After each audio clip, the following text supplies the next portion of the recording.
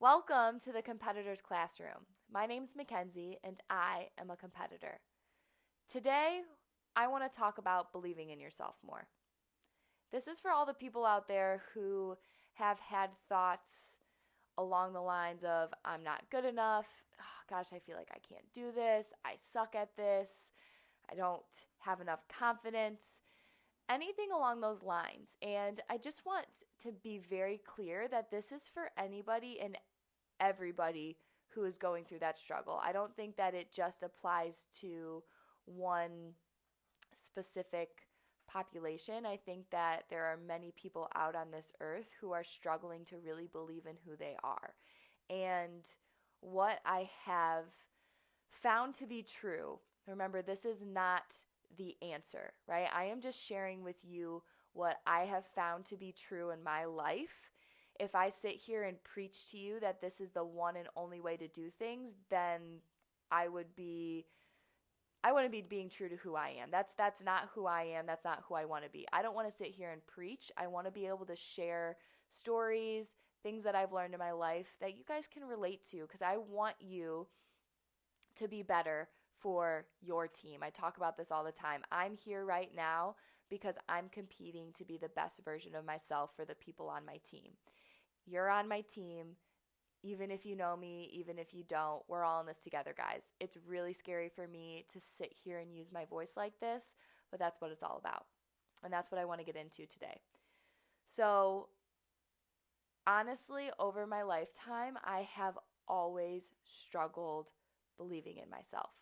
There have been times, absolutely, that I've had confidence and I'm able to go about things and do them with ease.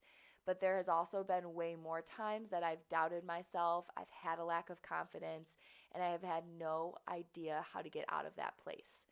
And to be completely honest, those people in my life who were able to look at me and say, just believe in yourself, I would absolutely roll my eyes at and just turn the other cheek because I had no idea how I was supposed to do that. And after 24 years, I think I'm starting to understand a little bit more what those people were trying to say. And I want to be that person now for people who haven't heard it in a way that they can understand.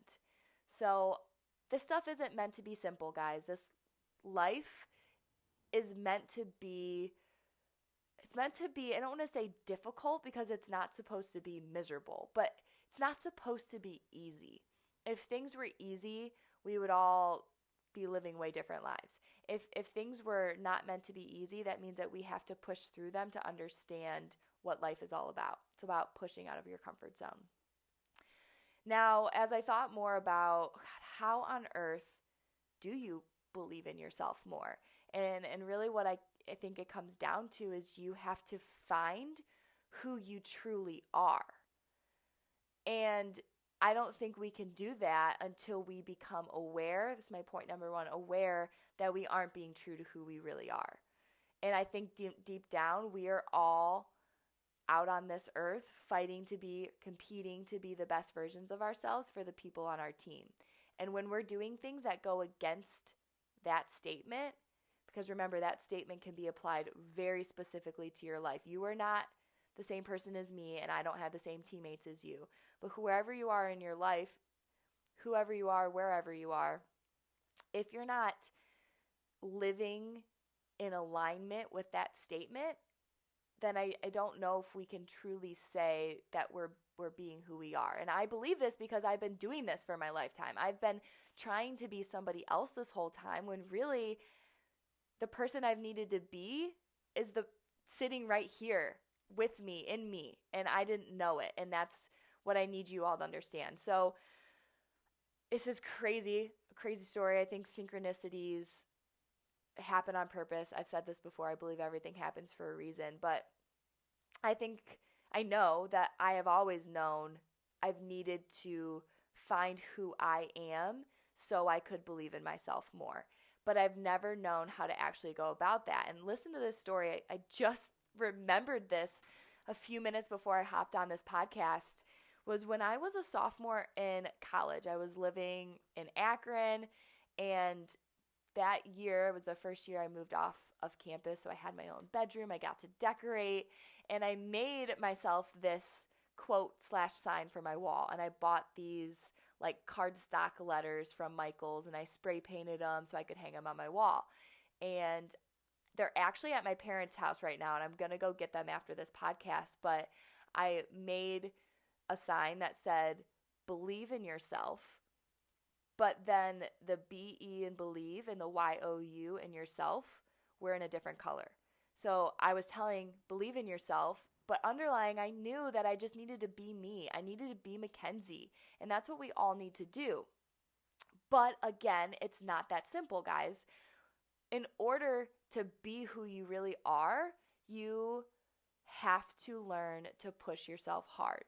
Now, when I ask these really big, deep questions, how do you believe in yourself more? A lot of times I like to approach them in reverse, and I like to ask my young athletes their input on it. So the question I've been asking lately is, why do you believe in your teammates? What do your teammates do that allow you to trust them and believe in them? And what we've really got it boiled down to is that they show us with their actions, and then they're able to use their words to tell us that. So when you're on the field, I'll talk about softball a lot. As a pitcher, I knew my teammates had their back because I knew that they were putting in the effort to get better in their off time. So then when they stepped on the field, they could make big plays for me. So I knew that they had my back. And then they were able to stand behind me and say, here we go, Mackenzie, you got this. We got your back. But they weren't able to use their voice unless they were putting in the work on the backside. So at the end of the day, I think it really boils down to that relentless, intentional effort that I'm going to talk a lot about. So first step is becoming aware that we need to be better. And then that next step is being able to take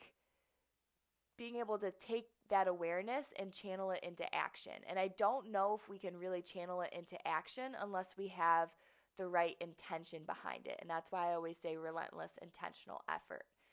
So a situation here in the last month of mine that I've talked about before that made me aware that I really wasn't being true to who I was when I had that high school athlete come in and tell me that she was afraid to go to homecoming. And when she told me that, it made me uncomfortable because I didn't know how to deal with the situation. And that moment where I was like, oh my God, I have to step up for this girl. It's making me uncomfortable. I can't tell her don't be afraid because I'm afraid. And I am not doing the things that I need to do to step out of my comfort zone and be better. If I want to ask that of other people, I need to make sure that I'm out there putting in the work. So understanding why I'm doing it, I'm not doing it for myself. So I made the decision that I'm going to run a marathon. I'm going to get over my fears and I'm going to run 26 miles at one time. And that decision that I made was not for me. It was for my team. Because what it takes for me to run a marathon or for that girl to go to homecoming is it takes us out of our comfort. It takes us out of our comfort zone. And in order to do that, if things are scary and they're really hard, it's so easy to give up on ourselves. Guys, when I run, do you know what I tell myself all the time? I'm running, chugging along, and I get to a certain place and it starts to get difficult. And I could really easily, and I've done this so many times in my life, said, it's okay, Kens, you can stop now. I won't be mad at you. And I stop because it's easy to give up on myself. Like, I'm the easiest person to let down. But when I think about that run and how it's going to influence the other people in my life and how it's going to make other people stronger and better, then all of a sudden it matters more. And all of a sudden it's not just me who is going to be suffering if I stay in my comfort zone. It's everybody else in my life who's around me. And then it matters. And that understanding of why I'm pushing myself is what allows me to continue. And then it also pushes me more. As I start to slow down because I'm telling myself, it's okay, you can stop. I think of that person or the people on my team that I'm running for, and I pick it up and I keep going harder than I was before. So the awareness that we could be better, the understanding of why we are pushing so we can take the action. And I want to talk a little bit about like comfort zones in more detail because I think this is hard for people to understand sometimes. I want to put it in perspective. So for me to run a marathon, it's really scary to me, right? That is out of my comfort zone. And it is going to require like a new version of me to show up and to fight. But you know what else isn't easy for me? Oh my gosh, guys, this is something I struggle with, and I'm about to admit it to everybody. And hopefully, no, I know that this is going to hold me accountable more. My bed is my comfort zone. And this is the best analogy ever because that thing for all of you is the most comfy thing in the world, especially as we start to get into fall and winter and it's so warm and comfortable. I struggle before I go to bed and when I wake up in the morning. And the point that I want to make right now is that all struggle is the same, guys. I need to find better language to put this into words, but my ability to go out and run a marathon versus someone's ability to go out and run 2 miles, we still have to face the same fear. The thing that we're doing is what's different, and the thing does not matter. It is about facing your fears and getting out of your comfort zone. I had a teammate of mine who messaged me after I ran my 18 miles the other day and was like, "Oh my God, you're literally incredible." And I thought I was good because I ran 2 miles. Oh my God, you are incredible for running 2 miles. And you know who you are because I know you're listening to this. The fact that you were able to get out and push yourself out of your comfort zone is the most incredible thing, and you should give yourself so much credit for that. We undersell our successes, guys, and then we undersell our struggles. Your struggles matter, and when you push through that struggle, your success matters too. And I think that's one of the things that society tells us otherwise. And something I really am passionate about getting across to everybody, especially in our youth right now. So let me rewind and say one of the things that helped me push out of my comfort zone is something big and crazy like a marathon. But I'm going to tell you right now that the smallest thing in the world is also holding me back. Oh my gosh, I can't believe I'm about to even admit this. For one, over and over again, guys, I get in my bed before I brush my teeth at night. Every morning when I wake up, I brush my teeth. But I get in my bed and forget to brush my teeth. Forget, this in quotation marks, because my bed is calling my name.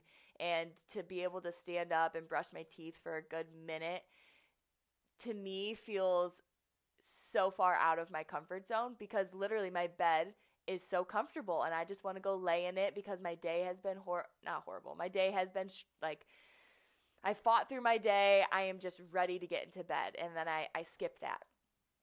And then when I wake up in the morning, oh my gosh, this one's horrible too. This is the one I want to break more than anything. I hit the snooze button at least 4 times every morning. And I set like 5 alarms within the course of 15 minutes and then get myself up at the last one. And I need to stop that because what's on the other side of my comfort zone is who I'm truly meant to be. And it could be as simple as freaking brushing my teeth before I go to bed at night and waking up on the first alarm or running a marathon. Those 3 things are all the same.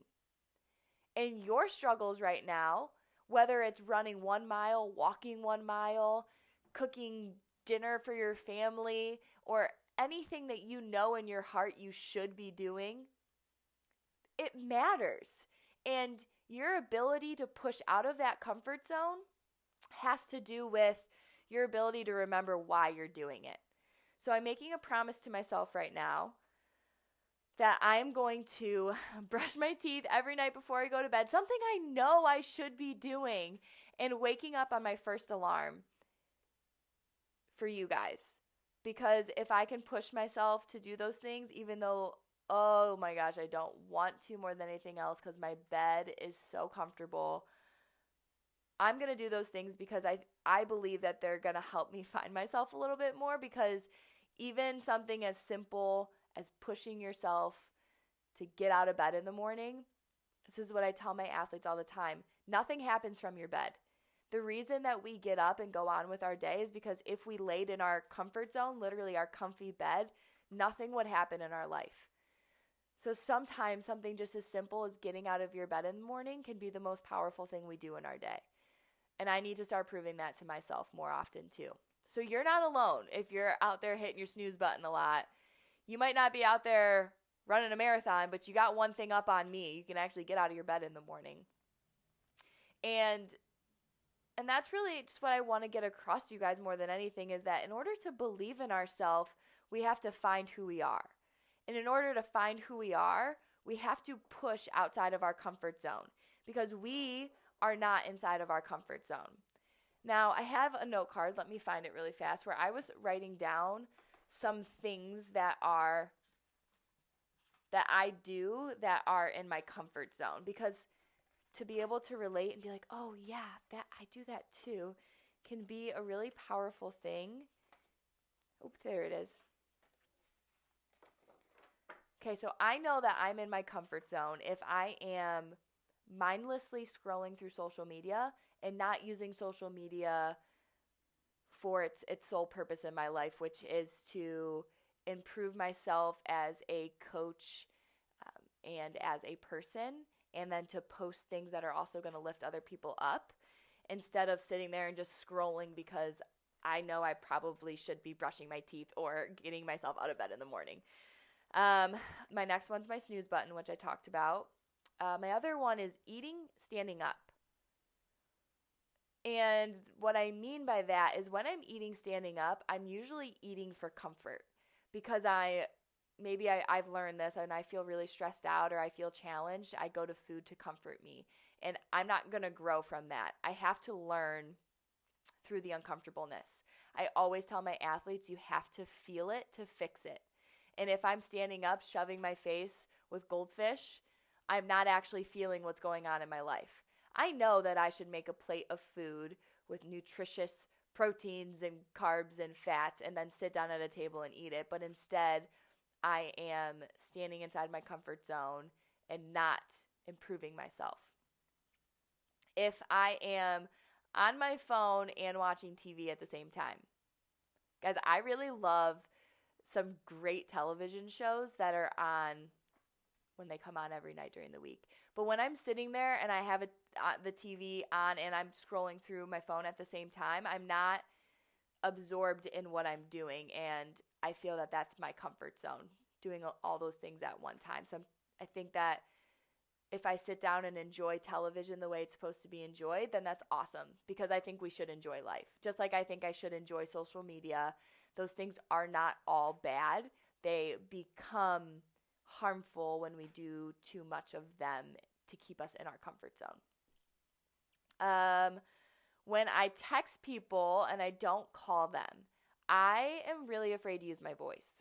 That's why I'm doing this podcast, because the more action I take, the more comfortable I feel using my voice. But to be honest, my whole life I have been so afraid to speak up, and it has held me back. And to this moment, I'm still fighting with that. So one of the things that I will catch myself doing is I will pick up my phone and send a text instead of just trying to call somebody really quick, fix the problem, because it's really hard to use your voice. Comfort zone, staying quiet.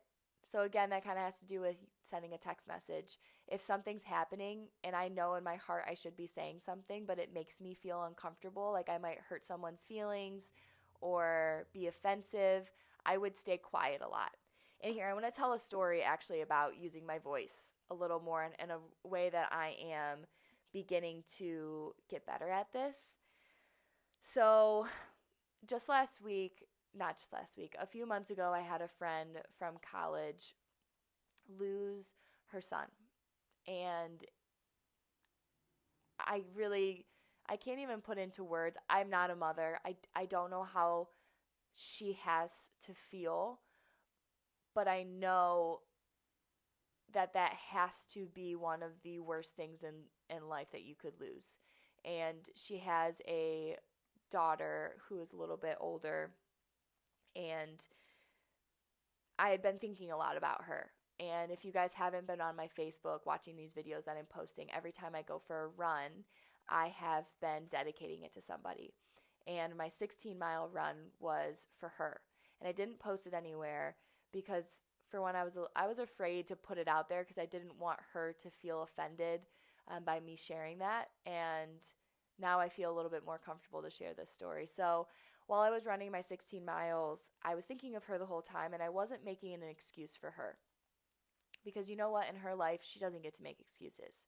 She has to show up every day and be there for her daughter and for her husband and for the people on her team because they need her. And I acknowledge that, and I was thinking of her so much in my run. And I got to the very end of my 16 miles. I was about a tenth of a mile from being done. So I was at 15.9, and I knew that I had about a minute left. And I literally started counting down from 60. I said 60, 59, 58.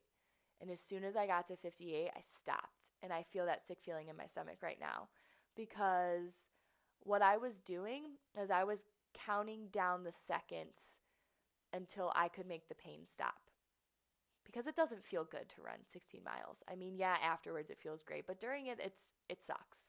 And I got to 58 seconds and I had an immediate thought of, oh my God, the pain never stops. For her, the pain never stops. It only becomes worth it because she's fighting for the people on her team.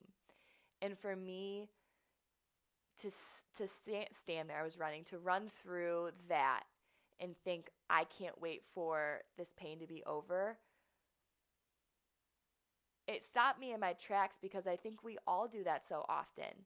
We all take the shortcut so the pain stops.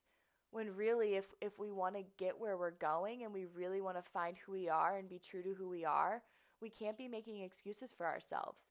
Because the people who are really pushing out of their comfort zones and the people who are really finding themselves through tough situations are the people who aren't making excuses for themselves. And in that situation, it's so severe, but she doesn't get to make an excuse. And what I was getting at is I wrote her a letter and I told her what I just said to you guys. And before I sent it to my Aunt Pammy, who I love and is an incredible human, who lost her son 12 years ago and who also has a daughter who is older than her son. And she had to compete for her team. And I sent it to her just to make sure that it was okay, and she gave me the green light and told me that I should send it. So I sent it to her, to my friend, and I got a response from her that was absolutely as I intended it, as in she took it the way I intended. I was so afraid I was going to offend her. I was so afraid to use my voice, guys. It was in my comfort zone to think those thoughts and then let them disappear, or even write the letter and then not send it. But instead, I pushed out of my comfort zone, and I might not have been able to use my words in my voice, but I was able to write it down on a piece of paper and send it to her, and for her to understand it in the way that I intended it, and to get her response back is what it's all about. Because it's about using your voice and stepping out of your comfort zone because it's worth it. It's not because it's easy, because I spent a lot of time on that letter because I wanted to make sure that it was perfect for her. And we spend so much of our time making excuses for why we can't do things when there are people out there who have no option to make an excuse. They have to show up every day. And I think we all could learn from that.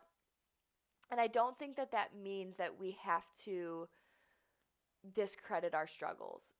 Just because somebody might have lost a son doesn't mean that your struggles don't matter. What matters is that you push out of your comfort zone. What I told my friend in that letter is that I was going to make sure that I'm not making excuses because I know that she doesn't get to. So next time I go to hit the snooze button, I'm going to think of that situation, and I should have been earlier on. But it's okay. We didn't know any better up to this point, guys. A lot of times, awareness can make us feel terrible, and it's not supposed to. It's supposed to make you feel empowered. Awareness of where you're at has to come with the compassion for yourself that you are doing the best that you can. Before, when I was staying quiet, I was doing the best that I could because I didn't know what my voice and what that could do for somebody else. And now that I have felt empowered enough to do it once, I want to continue to do it. And that's why I'm sitting here making this podcast right now, pushing out of my comfort zone, hoping that maybe my words right now could have the type of impact that my words in that letter had to my friend. So don't let this podcast or don't let awareness or comparison lead to jealousy. Let it lead to compassion for yourself that until this moment, you have been doing the best that you could with what you had. But the moment that you become aware that maybe you should be living differently, now the ball's in your court. We want the ball to be in our court, guys. We want to have control over our actions. So I'm tell one last story, a couple situations in my life where I've had loved ones straight up tell me, God, you make me feel terrible with some of these things. Like I'm not doing enough. And that's not my intention and by any means. And this is how I want to paint this picture. With my pitchers, I do this exercise where they throw a pitch and they have to rate their effort on a scale of 1 to 10. And they throw their pitch. At the end of it, they'll say an 8. And I'll say, okay, well, I think that was a 7. And they look at me immediately with the look of, you're making me feel terrible. Like, oh my God, she just rated me a 7. And I asked them, why did I rate you a 7? And their thoughts are usually along the lines of, you didn't think I did good enough. No, what does that mean? If I gave you a 7 and you gave yourself an 8, what does that really mean? And I finally get it out of them that, oh, you believe that I can do more. You believe that there's more inside of me. And then I have to explain to them that if I gave them a 10 out of 10, that is actually terrible. If I was to look you right in the eyes and said, nope, you're living the best life you could, don't even try to improve, then that would be terrible. What I'm telling people when I say, hey, I'm creating this awareness, I think that you could be doing better, all that's saying is that I freaking believe in you and that I want you to continue to fight for more. Because in order to allow ourselves to grow, we have to get aware with where we're at. And we have two choices. We can let that make us feel terrible or make us feel empowered. That there's more room for us to grow in this life. Something that I believe to my core is that we were meant for more. We were meant for growth. So don't let this podcast, my voice, or the things that I'm doing ever let you feel small. Let them empower you and let me truly from the bottom of my heart tell you that you can do more. Our bodies are incredible and they are here to take us through life. We should take care of them and we should continue to push ourselves. Because if we want to believe in ourselves more, we have to find ourselves. And to find ourselves, we have to freaking push out of our comfort zone, guys. Because every time I get done with a really long run, I think that I find myself more at the end of that 18 miles. I know I find myself more at the end of that 18 miles than if I was sitting on my couch. And I think that even if yours is a mile, or if yours is getting out of bed on the first alarm, or sitting down with your family to eat, or getting off of your phone, you are going to find who you are just a little bit more inside. But that's not going to happen unless we become aware of where we're at right now. And we acknowledge that it's okay, that we've been doing the best that we can. But from here on out, if we want our team to continue to get better and we want those people in our lives to improve with us, we have to push. And it's not supposed to be easy, guys. But when you're pushing for your team, for your family, for your friends, for the people who look up to you, or for the people who don't even know you yet, it becomes worth it. When I push for somebody in my life who I know is going through a struggle, I push to get stronger for them. I'm making myself better so they can make themselves better. And I think it's a chain reaction. We're all in this together. We're all on the same team. We're all fighting for each other, guys. I'm going to keep competing for you. I want you to keep competing for me. It's not going to be easy, but it's going to be worth it if you remember what you're fighting for. Go out there, go find yourself a little bit more, guys, because I want you to believe in yourself. And it's not as simple as someone saying, just believe in yourself. You have to find yourself through pushing out of your comfort zone. And when things get tough, remember who you're doing it for. Because if you can do that, you're going to be able to lay down at night with that belief in who you truly are. And I think that I know that that's what this life is all about. So like I said, I'm competing for you. Keep competing for me. It's not easy, but it's worth it. Bye, guys. Have a great day.